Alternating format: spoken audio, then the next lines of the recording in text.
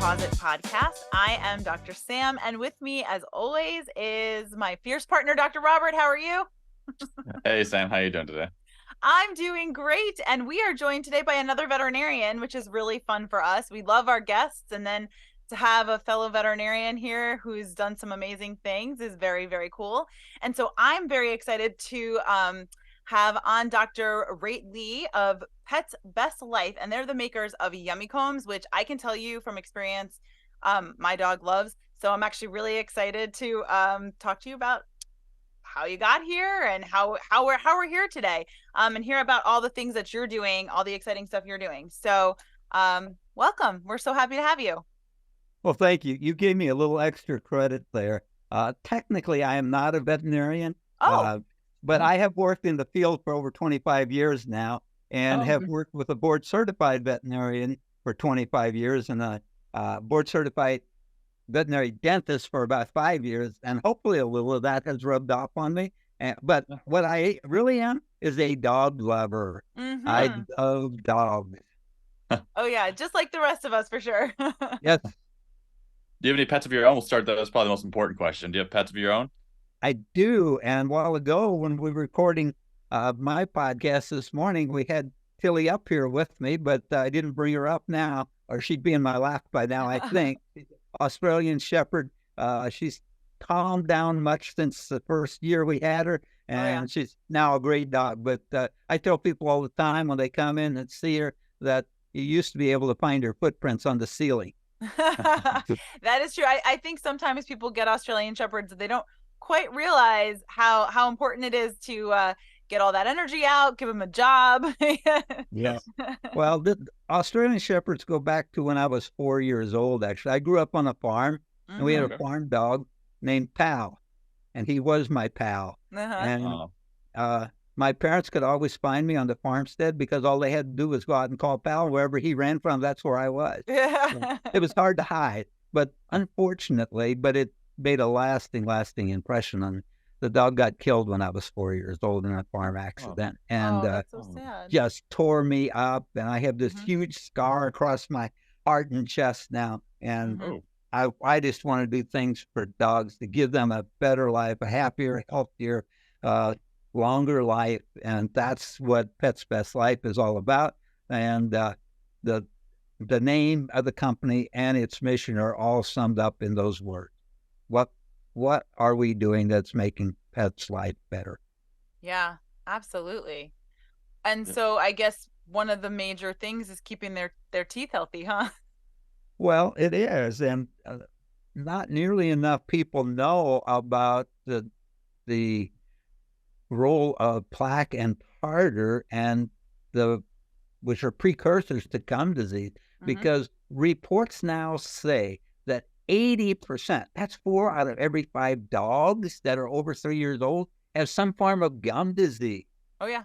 And when they hit gum disease and the gums start to bleed, that opens those vessels up, blood vessels, for bad guy organisms to get in. And they then use the circulatory system as a racetrack, basically, to get the vital organs. And that's where they do their real damage. And I think a lot of people, even when they see gum disease, they say, yeah, but it's just in the mouth.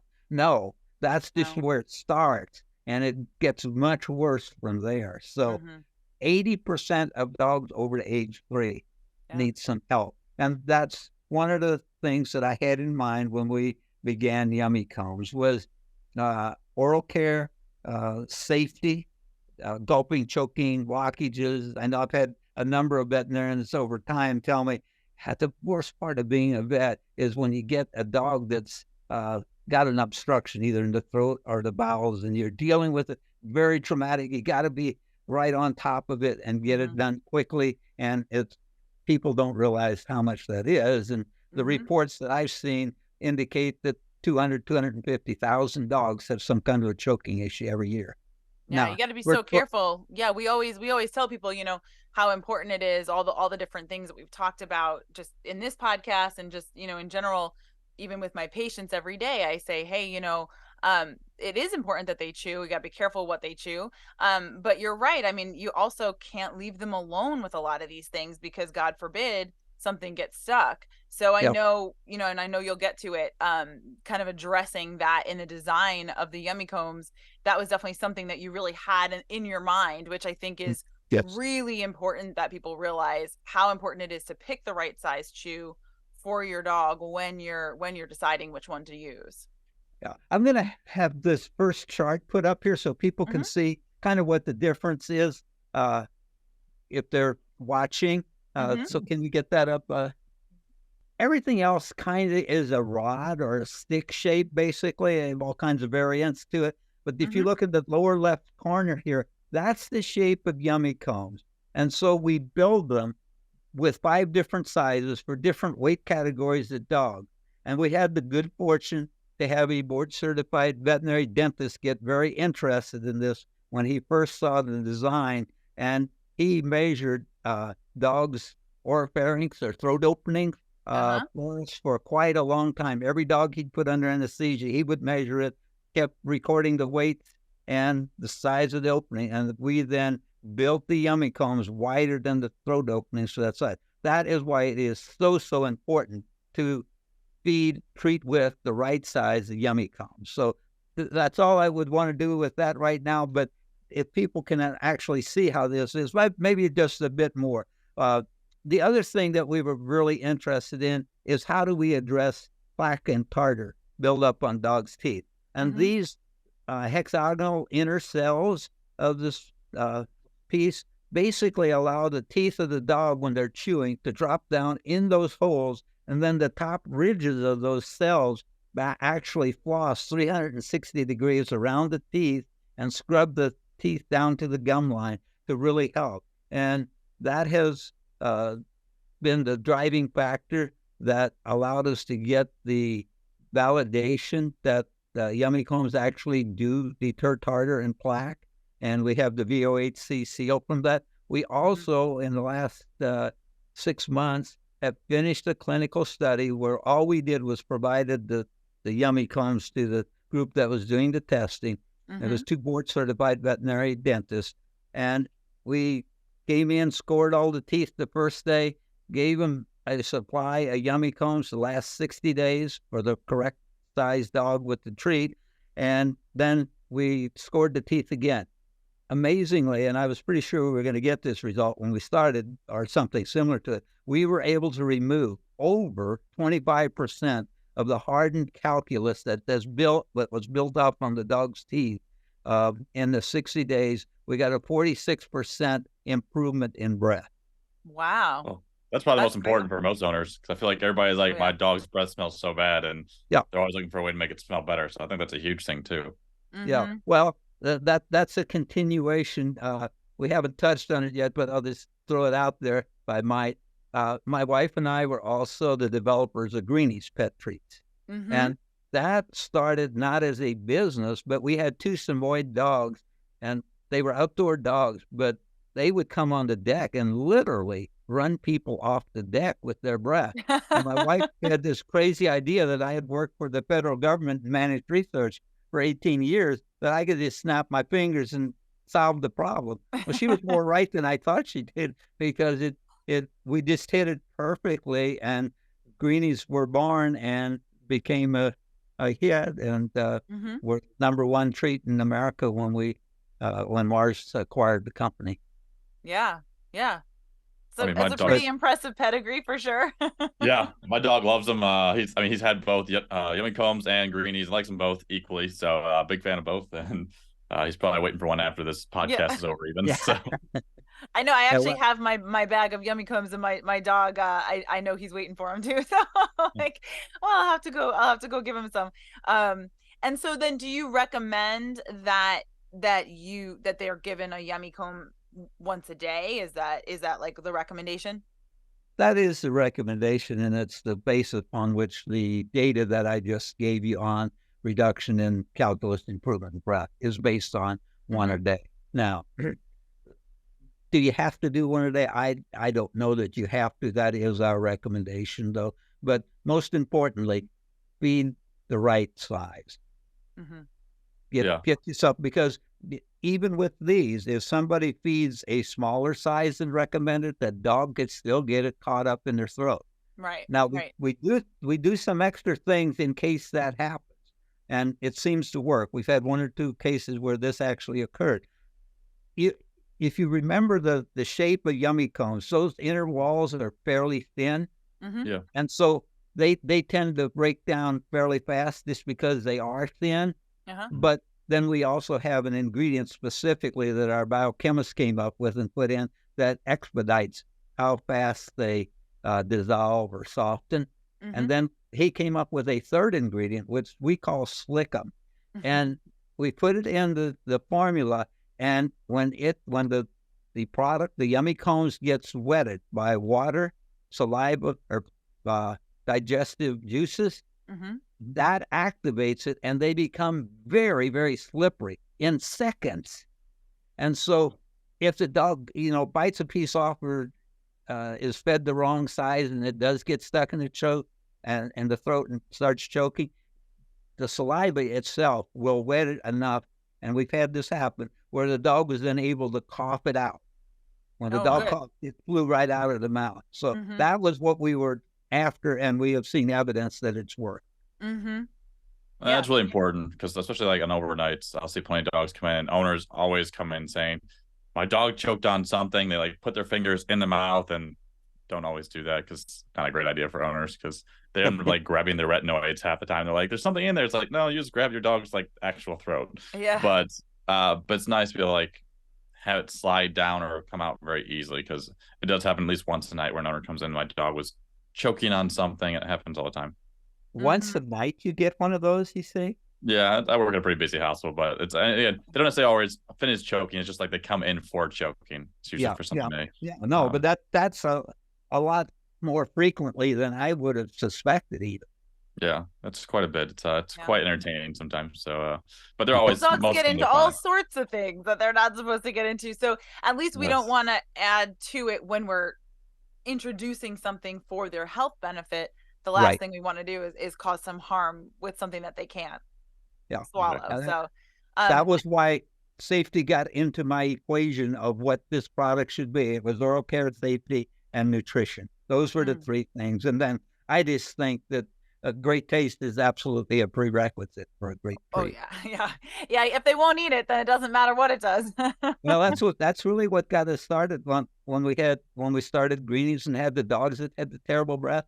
Is my wife was buying all kinds of things, and the dogs wouldn't chew on them or anything, Right. and so they were not getting a benefit off it. And she said, "You can do better than this. Go do it." So You're a very supportive partner. Yeah, I'm curious to know like what your background is that you were able to do that. What were you doing that made it that was possible for you to do that?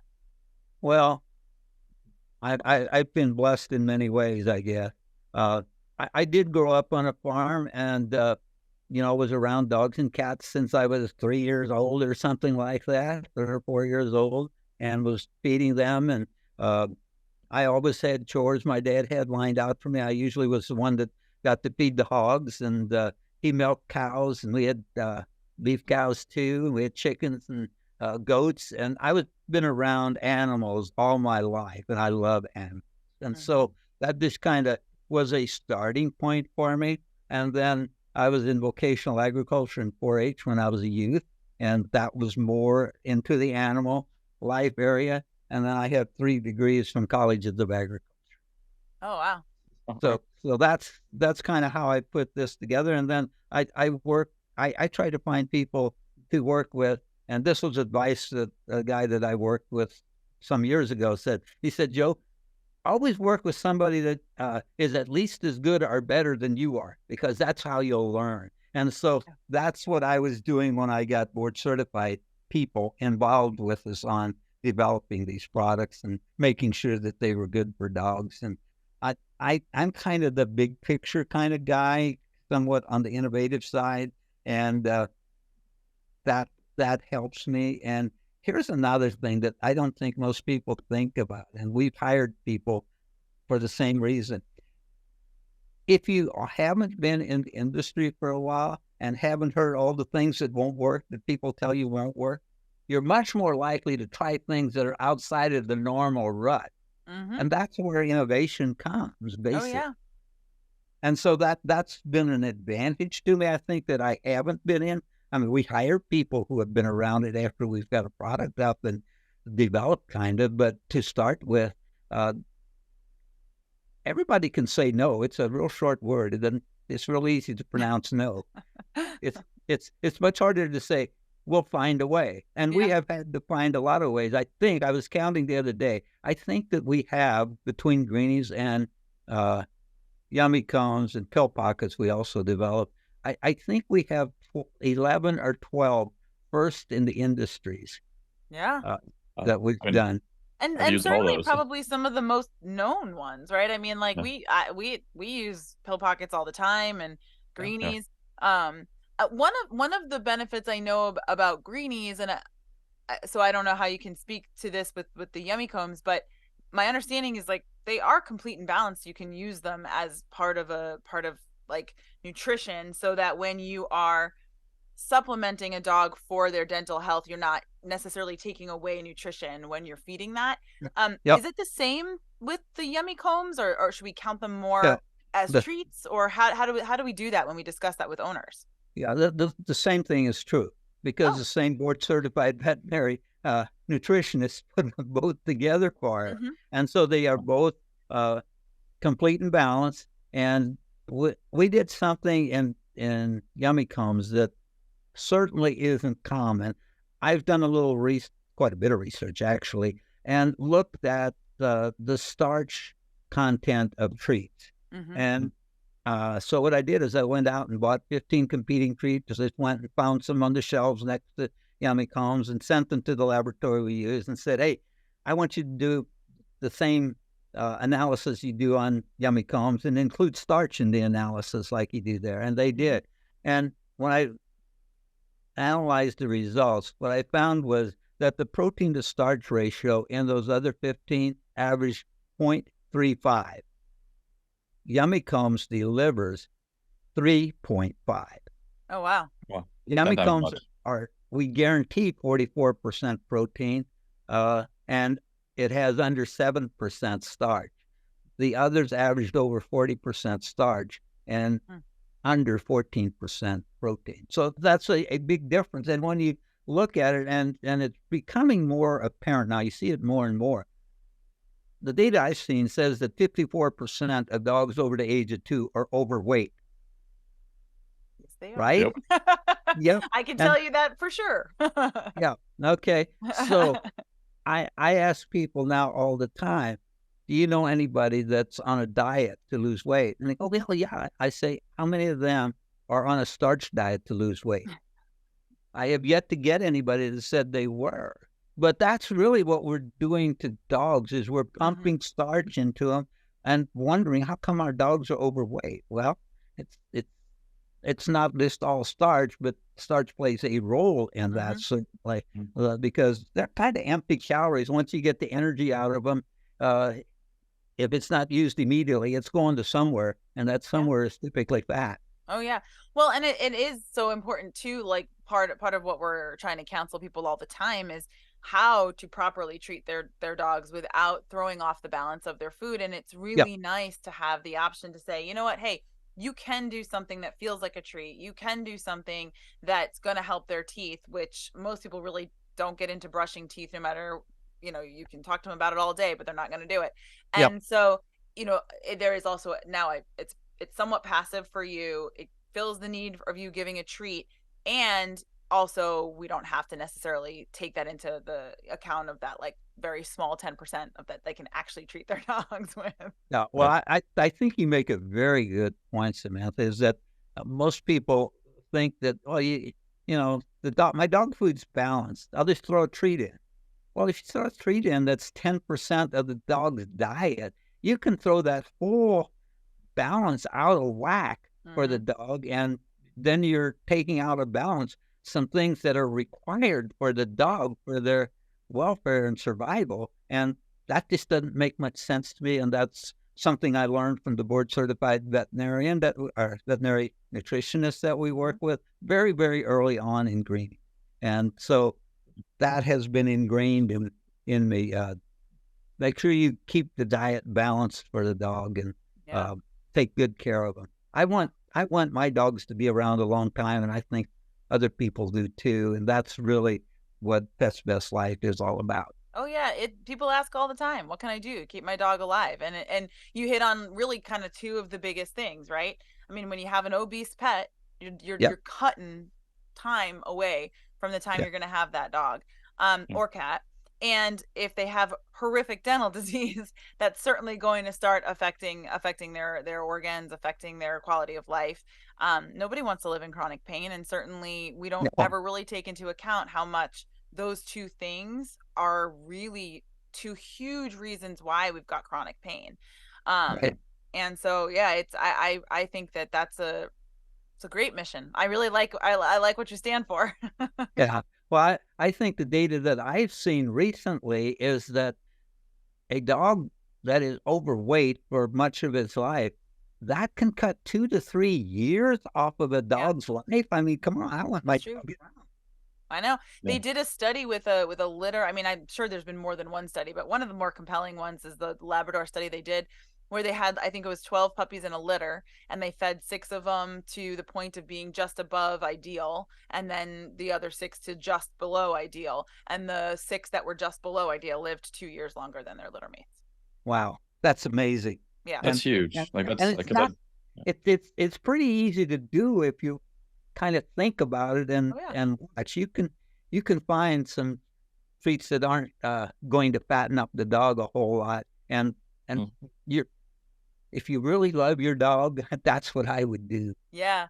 It is a hard thing when people really do show love with food. You know, they want to Yep. give treats. They want to Yeah. give love because that's how we celebrate things. We go out to dinner, you know what I mean? Yep. And I get that because I love to eat more than anybody. I really do. And I love to feed people. I really do. Like people come to visit, I want to feed them. I want, I want to have that kind of community and that, um that feeling. But the thing is that ultimately you have to watch that in your dog. And I tell people every day too, you don't actually have to have a scale. You just have to look at their body condition. And once you Yes. learn how to manage their body condition, you can just titrate their food to Yeah. match what their body condition should be. Well, one of the things that having the 5 different sizes, which were basically done for safety, but they also act as a metering device for us. Mm.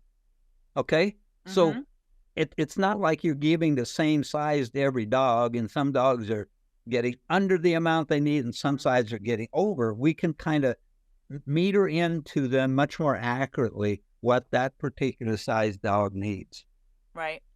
Right. Yeah, I think that's huge. And I think so many owners, because to your guys' point earlier, when they have prescription diets, they'll like feed them something else at the same time, and it can really throw off like urinary diets, for example. Yeah. There's a reason they're just supposed to be on just the urinary diet. It's because it alters their pH, so they don't form more stones and things like that. But like, oh, well, I also give them these treats, and I feed them this diet on the side, and all these other things. It's like you're wasting money right now. You're literally spending $100 on a prescription diet and not getting the benefits of it because these other things are altering the pH and changing what your dog's taking into their body. And unfortunately, just it's that type of education that we need to focus on for our clients in so many different ways.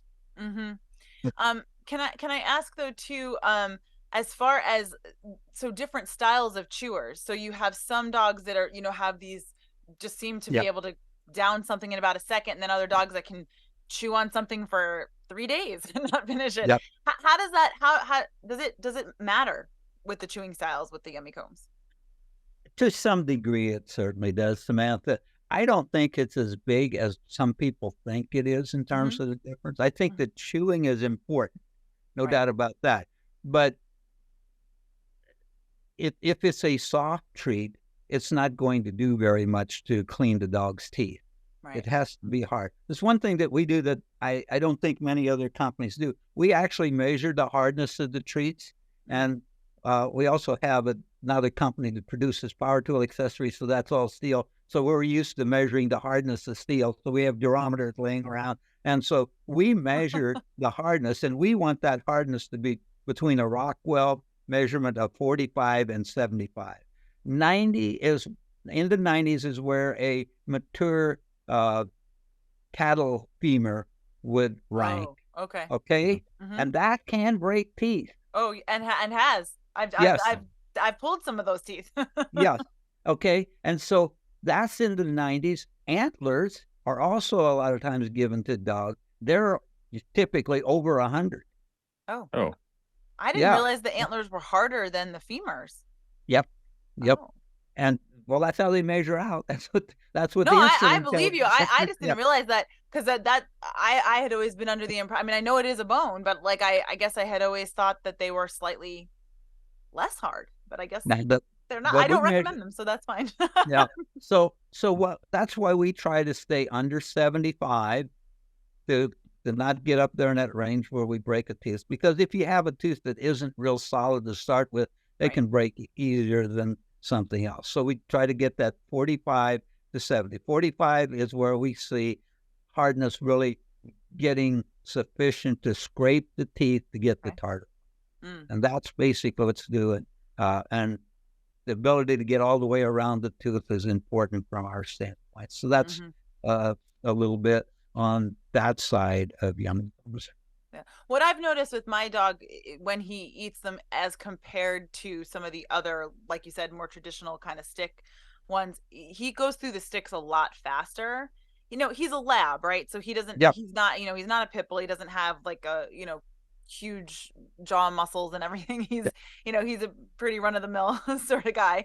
But he definitely takes longer because of the shape. I find him maneuvering around it a bit more than he does with some of the other ones that he just kind of holds and does on one side and then is pretty much. Well, if you think a little about this shape, it doesn't take long to decide that the surface area to volume ratio is very high in this, and therefore there is more places where they can and have to chew. But it also helps on that dissolving side, so that you do get a piece caught or something that it dissolves faster because it's thin. Right. I tell people all the time, if you think about if you took a piece of lunch meat and put it in a hot skillet, how long does it take to cook that thing because it's so thin? Not very long, seconds, basically. Mm-hmm. Now, put a big roast in the same skillet and try to roast that. How long does that take? You're talking a couple hours probably. Right. That's kind of the difference that we have here in yummy cones with the thin wall construction versus the normal bulky clump of something. And that's part of what the patents are about. We have 8 patents on yummy cones. 4 of them relate to the safety issues. The others are related to oral care. Oh, wow. Okay. So was that hard? I mean, that's a lot to get all those patents, I would imagine. Well, we actually have 2 more pending right now.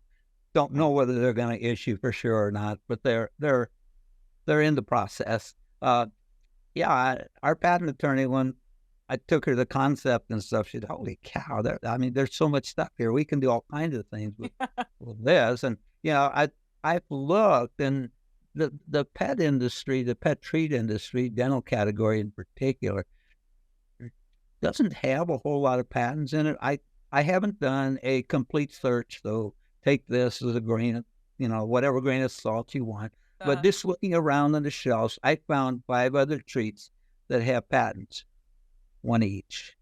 Really? We are on the cusp of having 10 on yummy cones alone.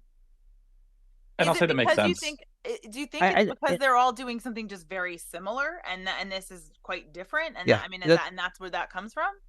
I'm the oddball as usual.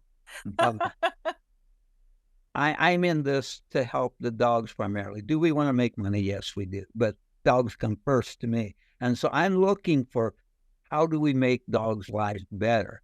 Mm-hmm. I'm not sitting there with a spreadsheet trying to figure out how much money we're going to make on it, per se.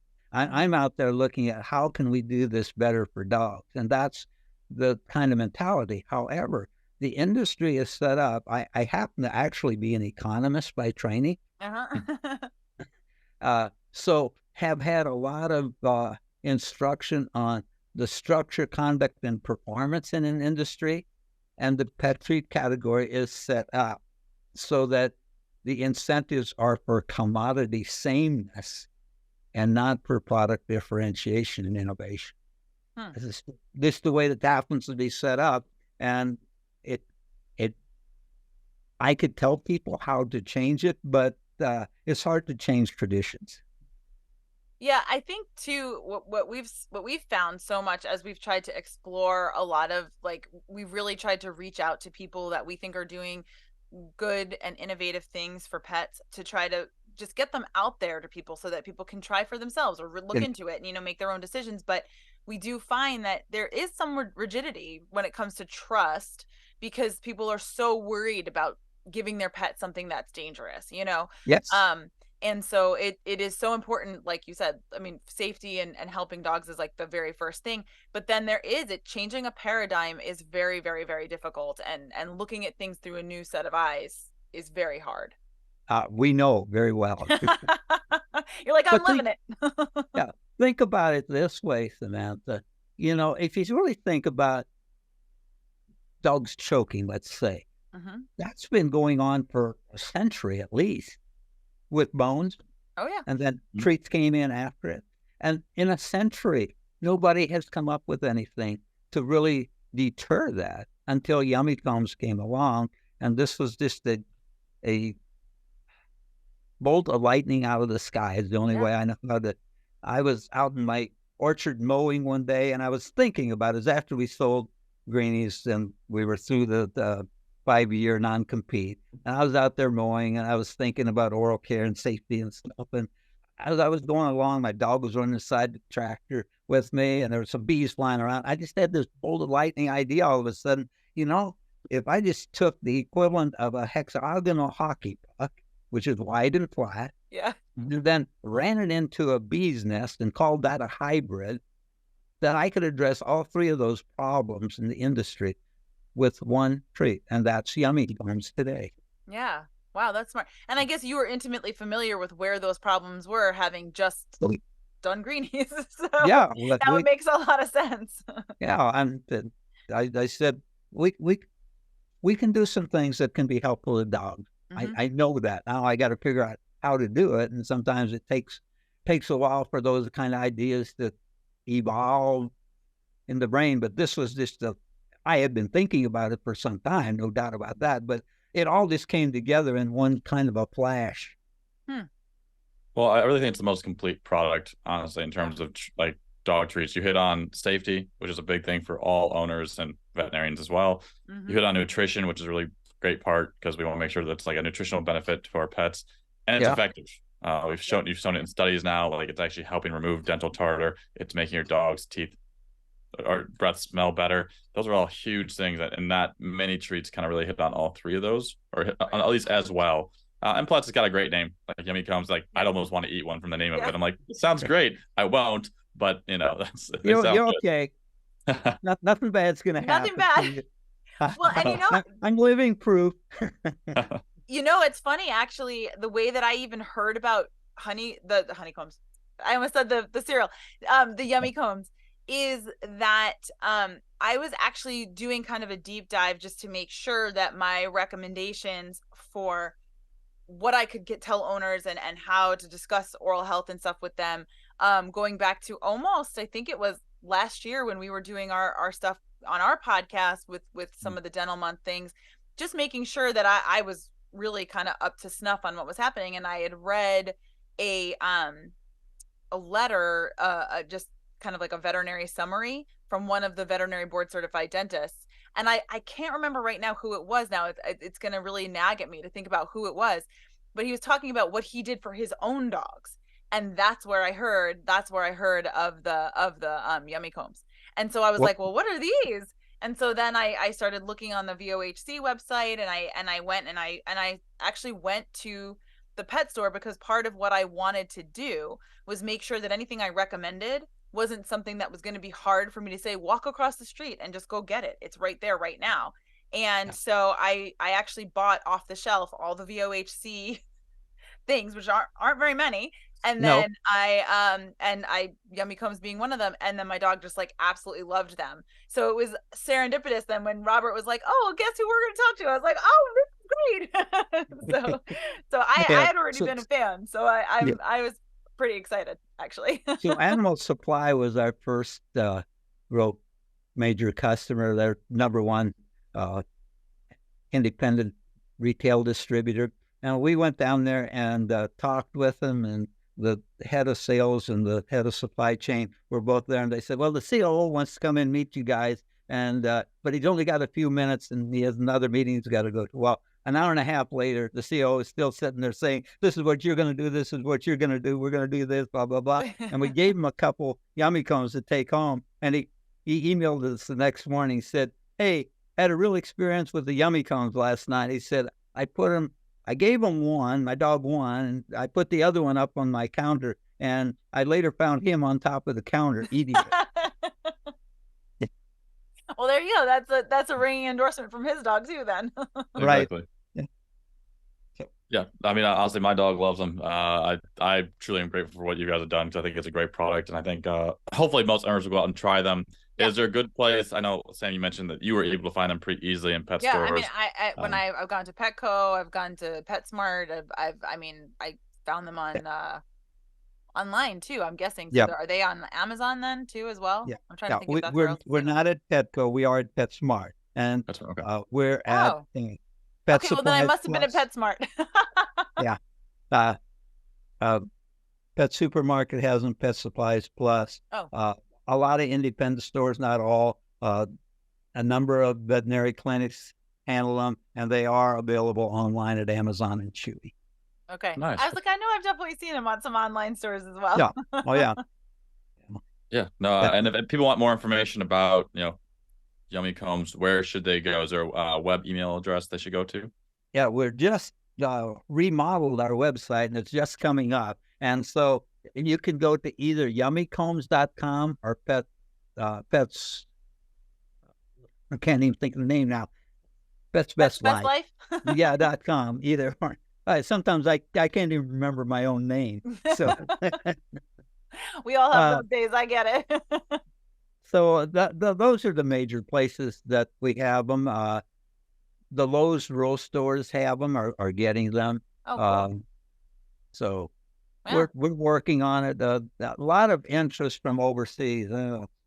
It's just the difficulty in qualifying for the regulations is the difficult part. We've got a PO setting here. As soon as we can get it cleared to customs from Poland, we've got somebody that wants them really badly from the Middle East. We've got China and Hong Kong and awesome. South America, numerous countries. So they're really picking up interest in growing. And I hope, if I may say this, I think you kind of touched on it a little bit, Robert. I am starting a blog or podcast myself. I hope that people will listen in. It's called Happy Tales, and that's a TALES with Mojo. And Mojo is, I'm from Missouri, my name is Joe, but it's also the mojo of the dogs. So that's where we're going. So hope people will tune in. Lots of stories. There's hundreds and hundreds of stories of things that we've done that people says impossible. Yeah, you just can't do that. Molding. We were the first ones to actually mold a dog treat with dog food kind of ingredients in it. And I had at least 3 or 4 dozen injection molders who were really seasoned people say, Joe, give up on this crazy idea you have. It's impossible to do that. And my reply was, well, if it's impossible, it's up to us to do it. And we did. And interestingly, I can say this as a PhD. The guy that actually came up with the idea that worked had an 8th grade education. Oh, wow. Well, hey, you know what?